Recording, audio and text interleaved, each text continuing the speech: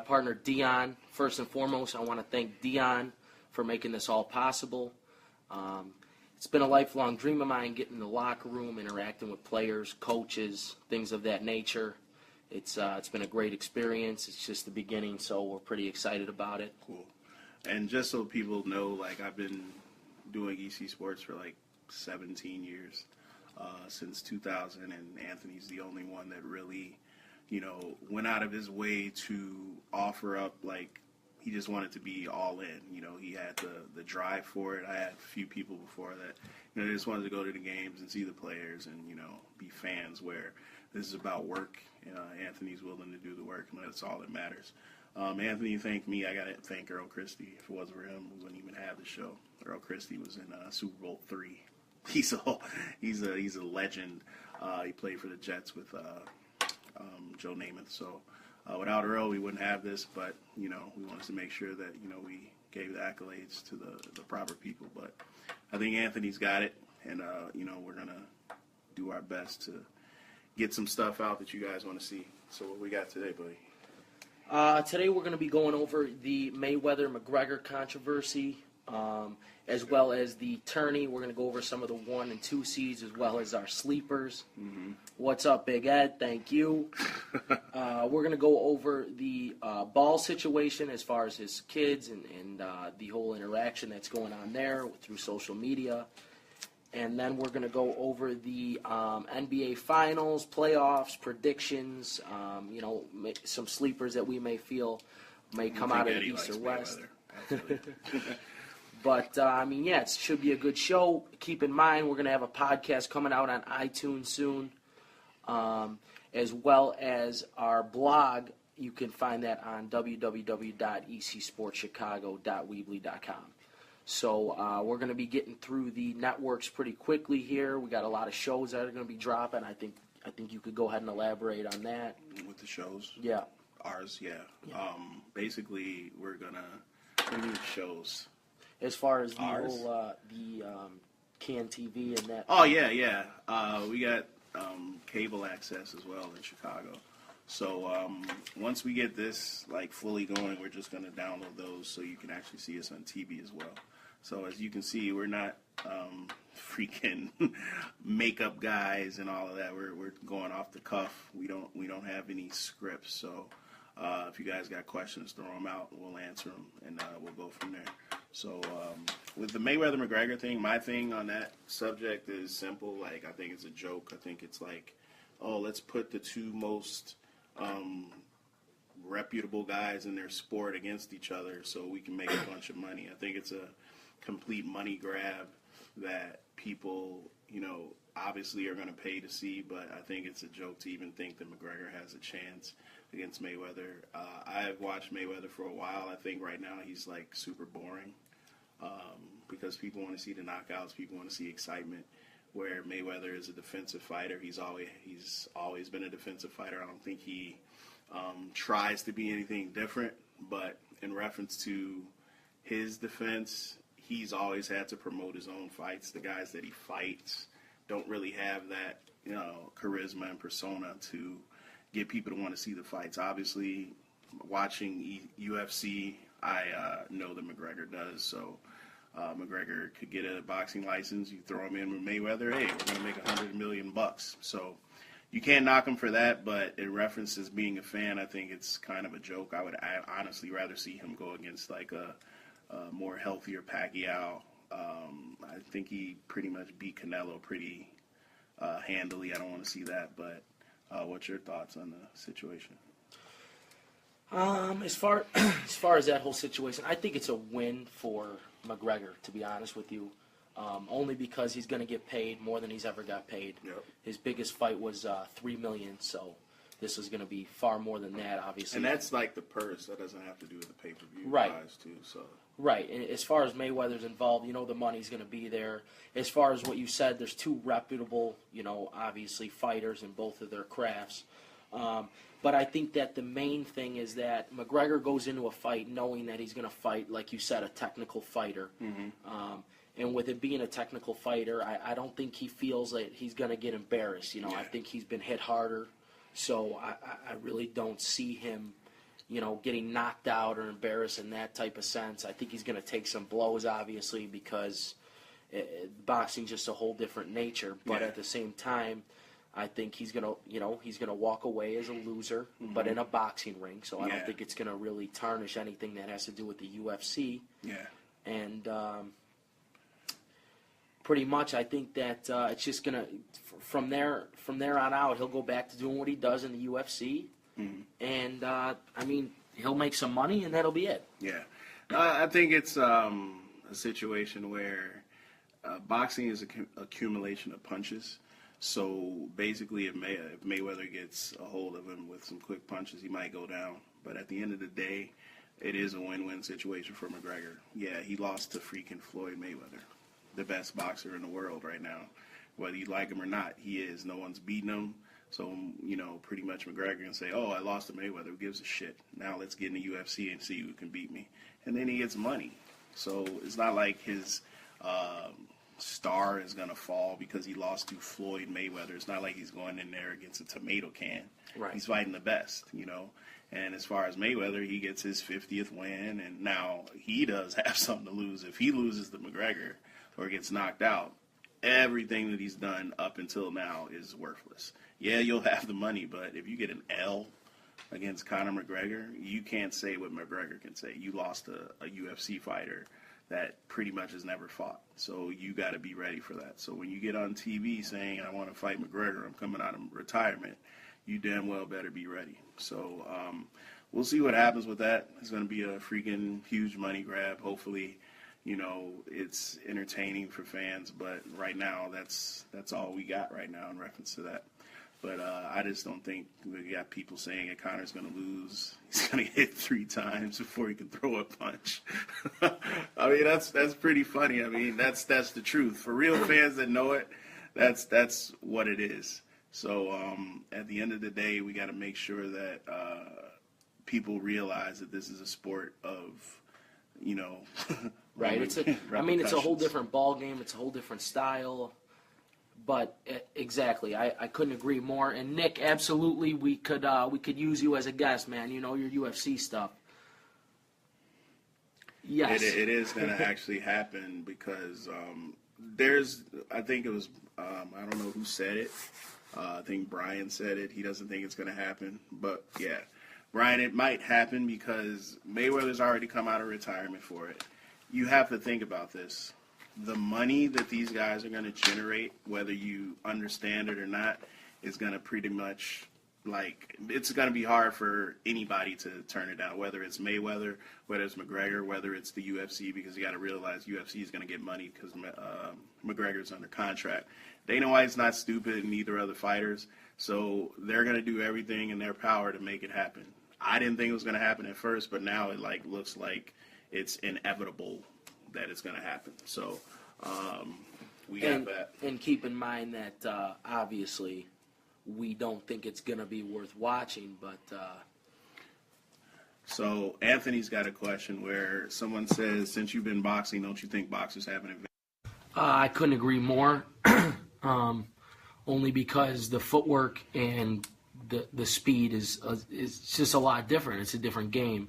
You might have to take up Anthony Marino, who's been in the UFC game for about 8 or 9 years on that question. But in my personal opinion, I think the boxers are, a little bit more, crafty on their feet. But at the same time, it's just a whole different ball game. Yeah.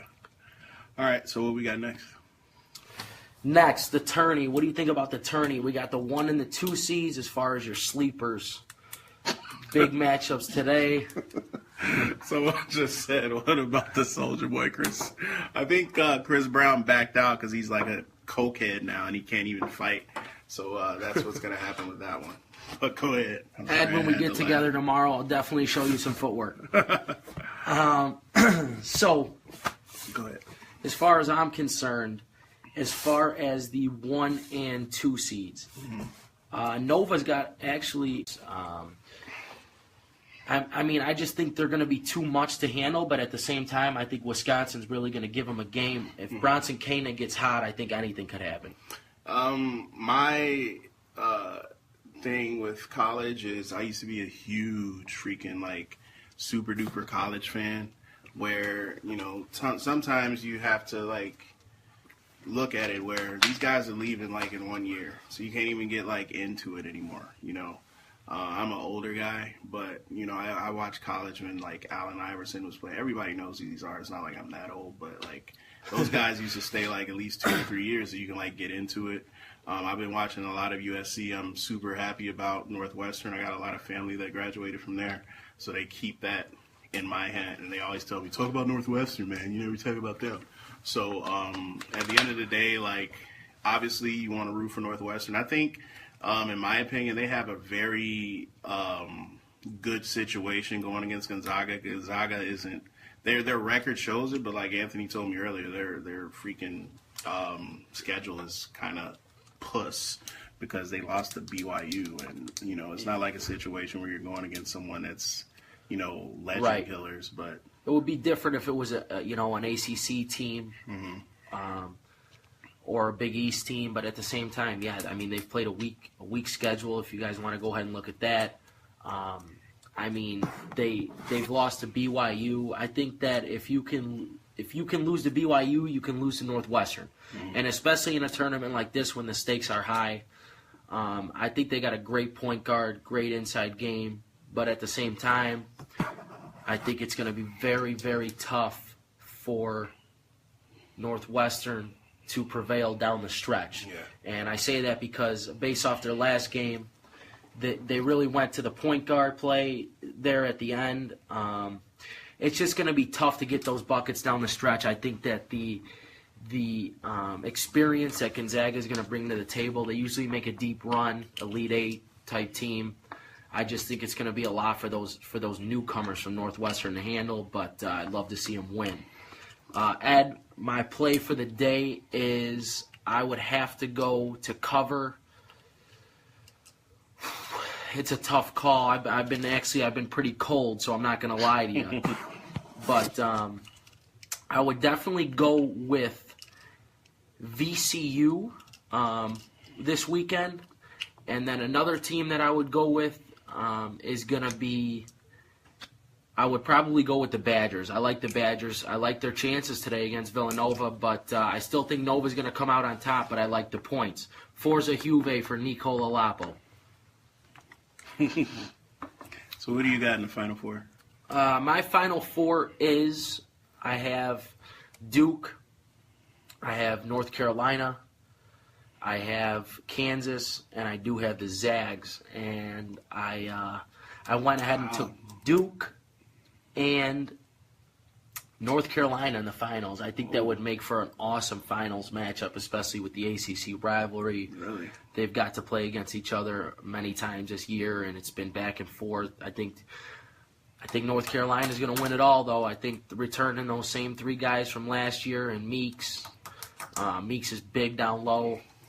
They got Joel Berry, they got Justin Jackson. You're talking about three perennial players from last year's runner-up team at the buzzer. So I think they got what it takes. Great coach in Roy Williams. So I look for them to come out on top. What's your take about one-and-done players?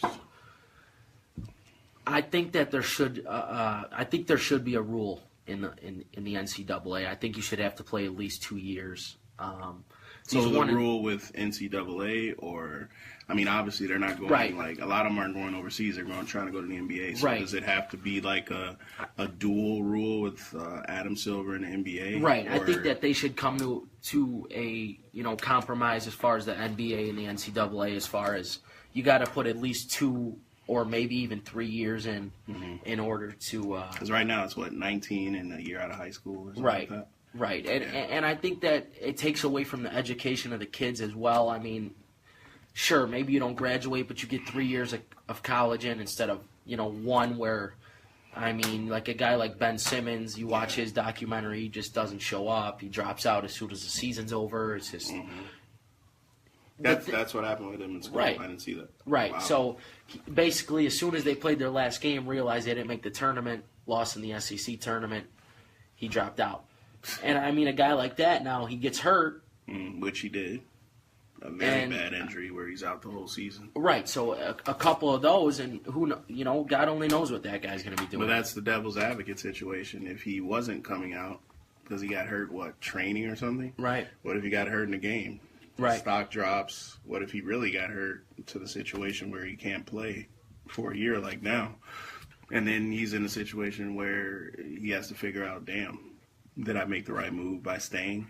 And then you can go to his teammate, Okafor, where he was a third pick, and, he's nowhere to be found, and he's punching guys in the street, ignorant.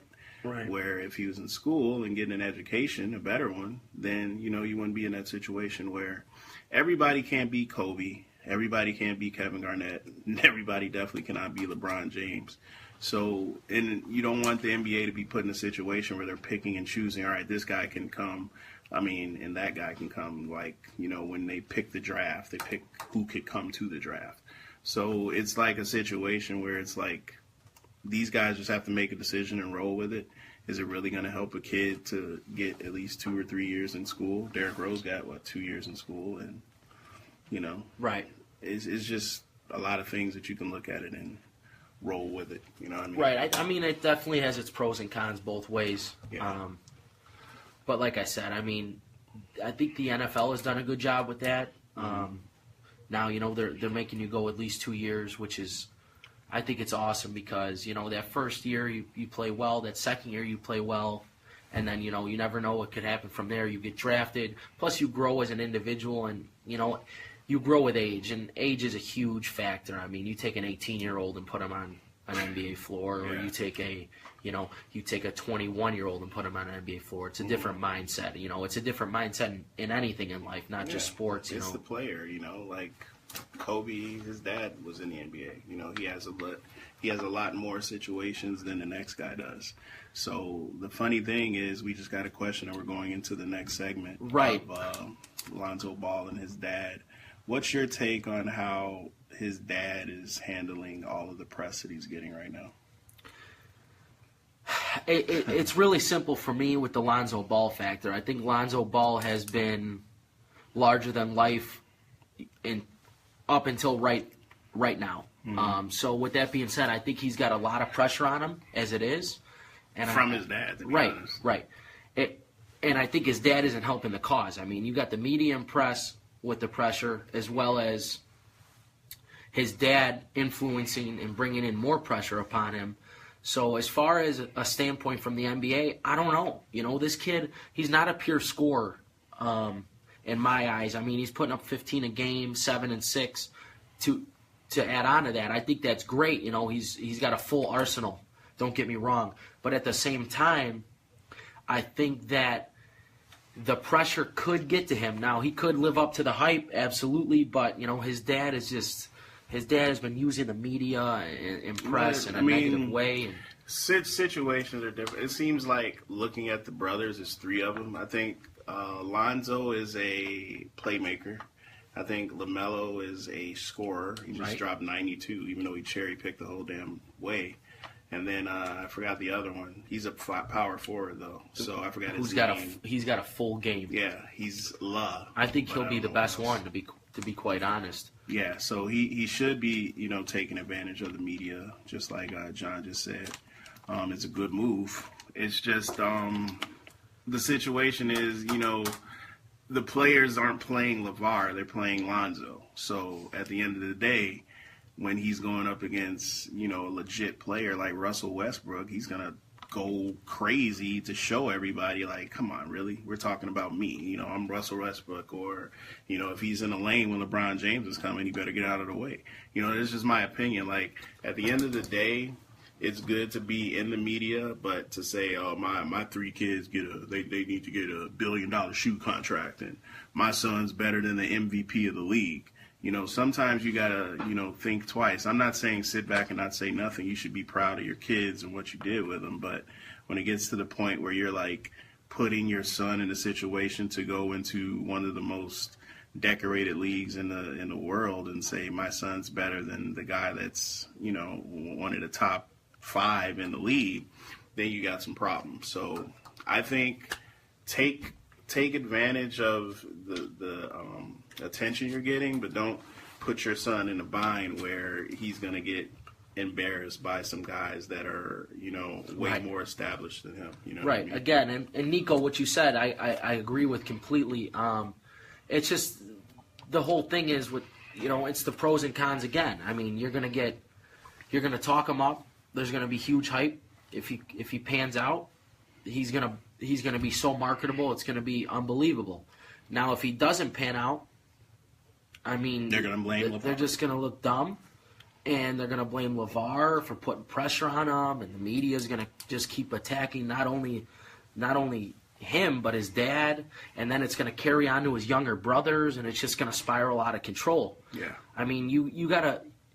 I mean, I'm obviously not a parent. I'm not old enough, but at the same time, coming from a parent's perspective, I don't think that your son is good. You don't have to put extensive amounts of pressure on him and put him in a position where his back's up against the wall where he has no option but to succeed. If he makes one mistake, then everybody's going to look over at you like, look what you did to this kid, So you have to, go easy, especially with your kids. I saw a little post on the network about him and how he handles his kids. And, he's a regular father at home, it seems. He's just trying to, get the word out for his kids. It's almost like how Derrick Rose's brother was with him.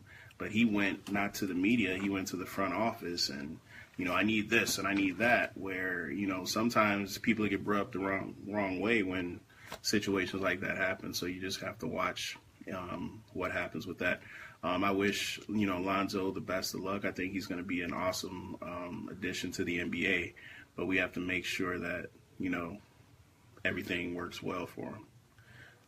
We got our fave next. Transitioning into, and feel free to comment on this, guys. We kind of want some interaction as far as this topic is concerned, because I think a lot of people have some pretty strong opinions on as far as the NBA Finals, playoffs, and predictions. So basically, we're going to be talking about who we think is going to come out of the East and West, who could obviously, sneak up there and maybe make a little bit of a run in the playoffs. Yeah. So what do you think about that? I mean, right now, I've been an NBA fan since the Bird and Magic era.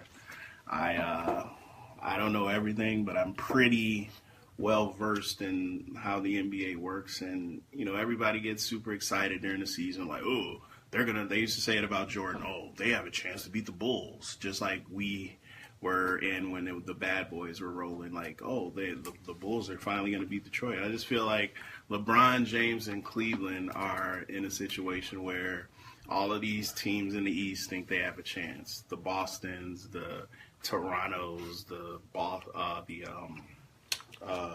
Washington Wizards, everybody thinks they have a chance, and you notice I didn't mention the Bulls.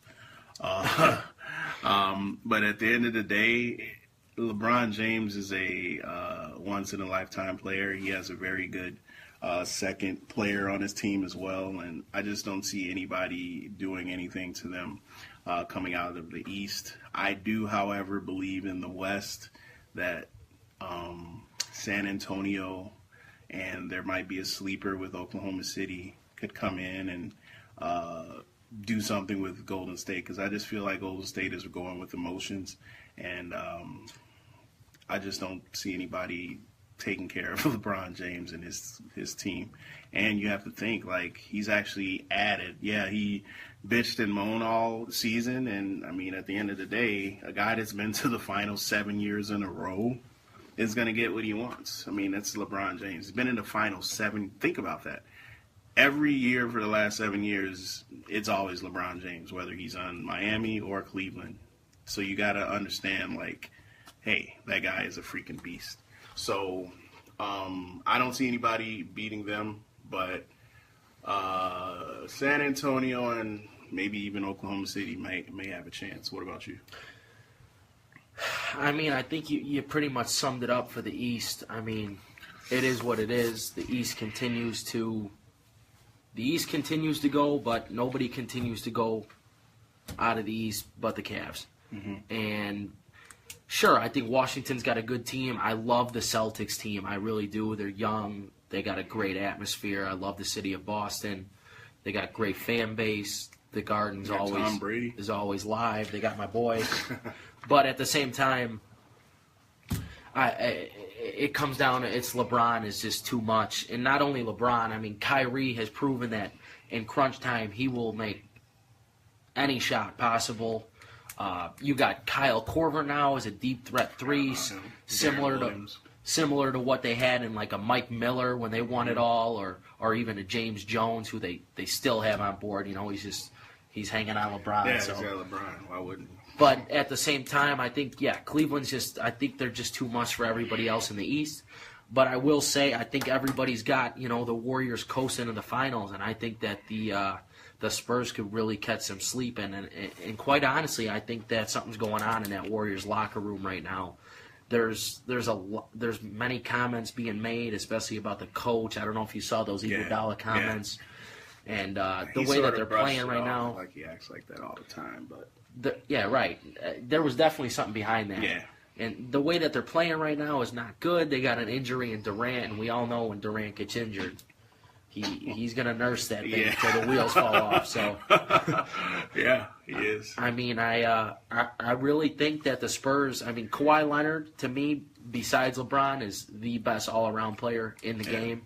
At any given moment, he can do it all, assist, rebound. I have no idea what the hell you're talking about, how you do not say Russell Westbrook. Well, Russell Westbrook, but Russell Westbrook's got to carry more of a load, you know what I mean? True. And he's not going to play as good a D as a Kawhi. But so what I'm saying is, as far as Kawhi, he's surrounded by other great players, but night in, night out, he's still just around the stat sheet. He's just lighting it up. Mm-hmm. Whereas Westbrook's got to... he's got to fend for himself and hope that the guys he's passing to are going to knock down some shots. And you're mentioning teams. I'm not trying to get super off topic, but what's your take on, like, when these teams rest, like, 4 stars? Like, perfect example. Say LeBron and Kyrie and Love are out and they're coming here to see us. How would you feel about that as a fan? And they're resting. The thing is this is a touchy topic because obviously we're fans. Yeah. I mean, the thing with this is the fans.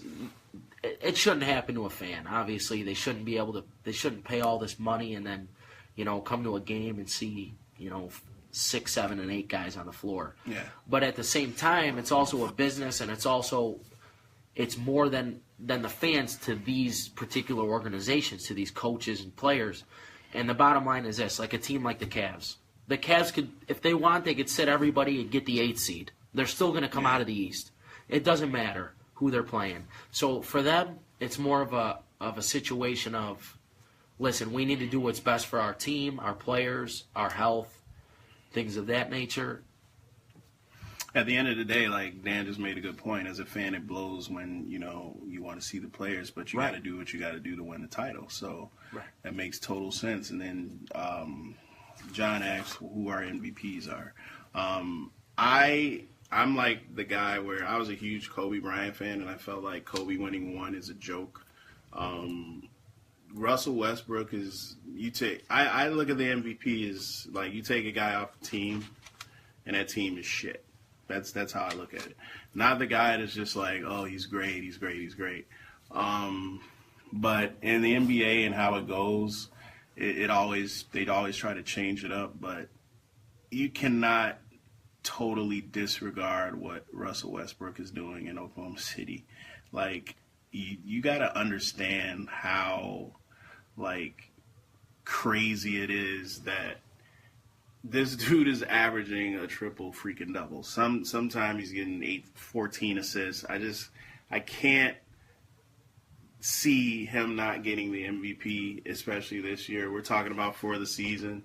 LeBron James is LeBron James. Unfortunately, sometimes being that good hurts your situation. Like I think Jordan missed it 1 year because Malone was just playing out of his mind, but that's still Michael Jordan. So, in my eyes, I think LeBron is a freaking just, like I said, once-in-a-lifetime player, but Russ, you just cannot deny that dude. He is a freaking beast. What about you? And for me, the MVP, a lot of people forget, is the most valuable player. And the most valuable player to your team.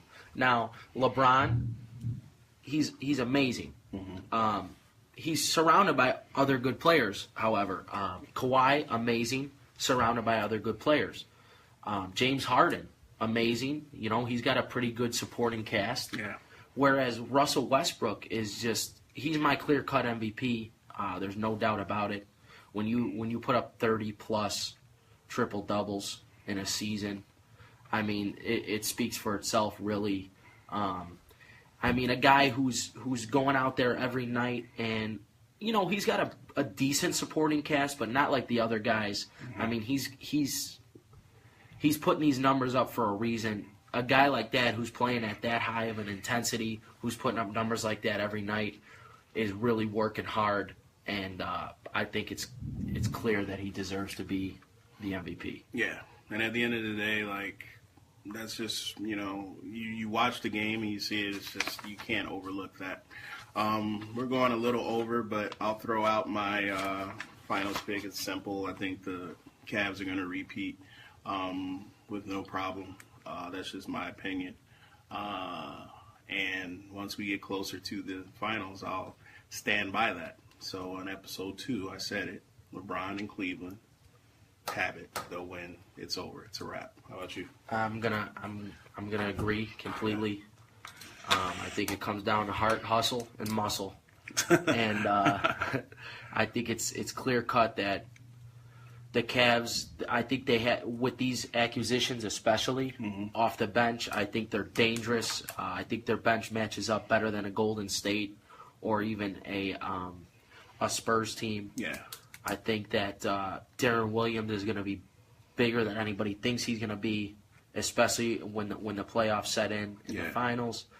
And pure point guard. He's right. A pure point guard. Like I said, Korver, the corner, can shoot it better than anybody.